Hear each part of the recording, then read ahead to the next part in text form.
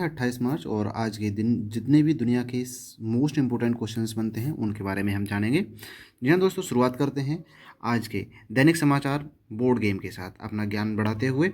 आज सबसे पहले आज का सुविचार हम लेते हैं। यदि मनुष्य कुछ सीखना चाहे तो उसकी प्रत्येक भूल कुछ ना कुछ उसे सिखा देती है।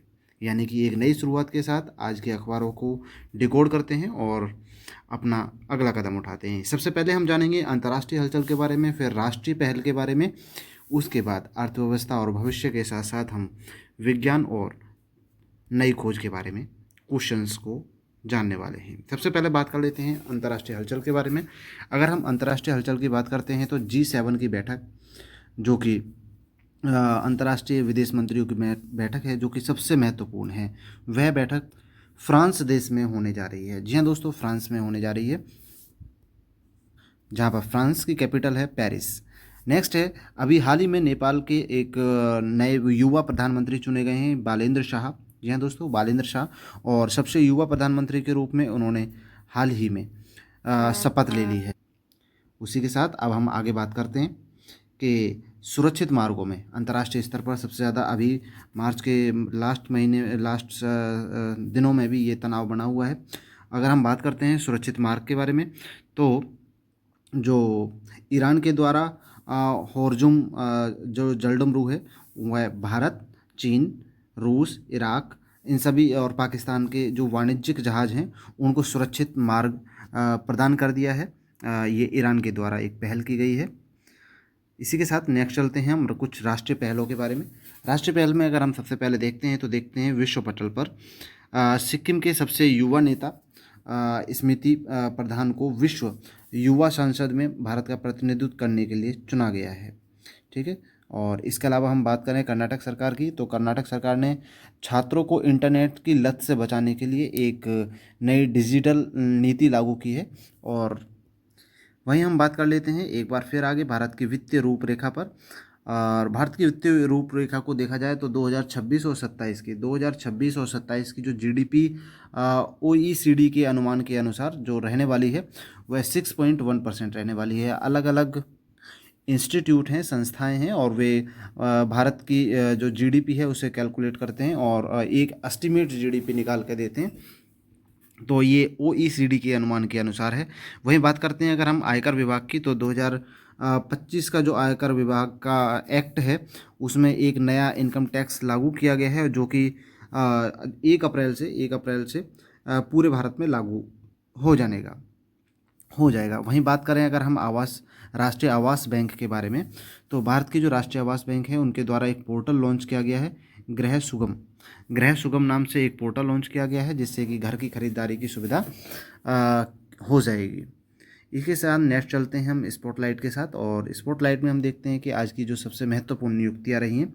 अगर हम सबसे महत्वपूर्ण नियुक्तियों को देखें तो अंतर्राष्ट्रीय कूटनीति में यूनाइटेड किंगडम में भारत के नए उच्चायुक्त नियुक्त किए गए हैं, जिनका नाम है पेरियासामी कुमारन को यूनाइटेड किंगडम में यानी कि लंदन में भारत के नए उच्चायुक्त के रूप में नियुक्त किया गया है। वहीं बात करें हम सेबी के बारे में, तो भारतीय प्रतिभूति और विनिमय बोर्ड के नए पूर्वकालिक सदस्य के रूप में केवी रमणा मूर्ति को चुना गया है। वहीं बात करें हम नेक्स्ट, नेपाल के इतिहास के सबसे युवा प्रधानमंत्री के रूप में शपथ लेने वाले बालेंद्र शाह बन चुके हैं। तो इन्होंने अब राष्ट्र की कमान अपने हाथ में ले ली है।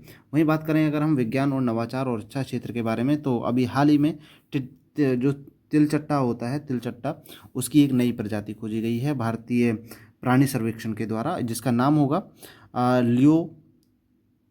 न्यू लोबो टेरा पेनिनसुलरिस नामक एक तिलचट्टा है। इसे याद रखने के लिए न्यूलोबो को नाम से याद रखा जा सकता है, न्यूबोलोप, और पेनिनसुलरिस, तो ये तो याद रखा जा सकता है, पेनिनसुला या पेनिनसुलरिस।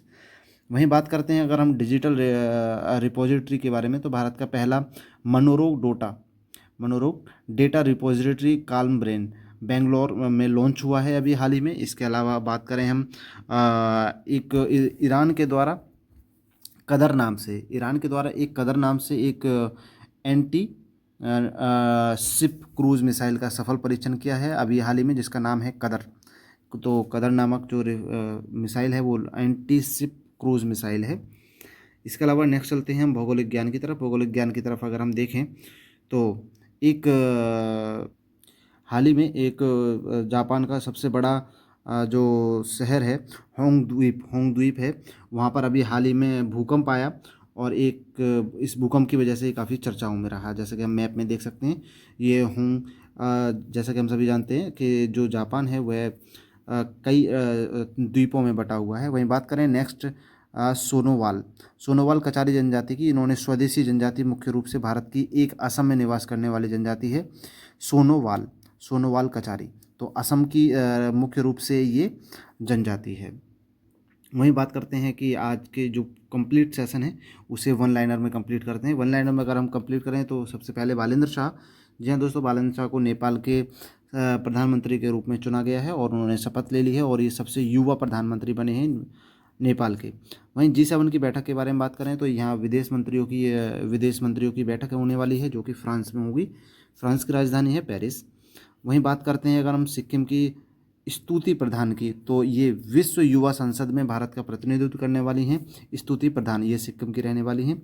डिजिटल नीति के बारे में अगर हम बात करें तो कर्नाटक ने अभी हाल ही में छात्रों के इंटरनेट की लत से बचाने के लिए एक नया इंटरनेट एक्ट लेकर आई हैं।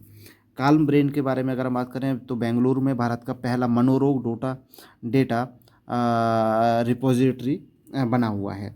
वहीं बात करें अगर एक नई प्रजाति की, जो कि एक नई तिलचट्टा प्रजाति है और जिसका भारत के द्वारा खोज की गई है, जिसका नाम है न्यूलोबोप्टेरा पेनिनसुलरिस।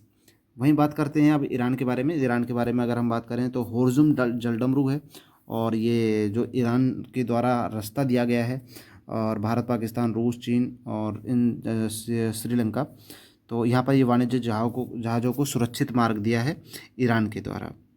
तो ये काफ़ी इंपॉर्टेंट क्वेश्चंस रहे और मुझे विश्वास है कि ये क्वेश्चन आपके लिए हेल्पफुल रहेंगे और याद रखने में भी आसानी होगी। मिलते हैं अगली वीडियो में, तब तक आप हमारे यूट्यूब चैनल लोल्च अकेडमी को सब्सक्राइब कर लीजिए।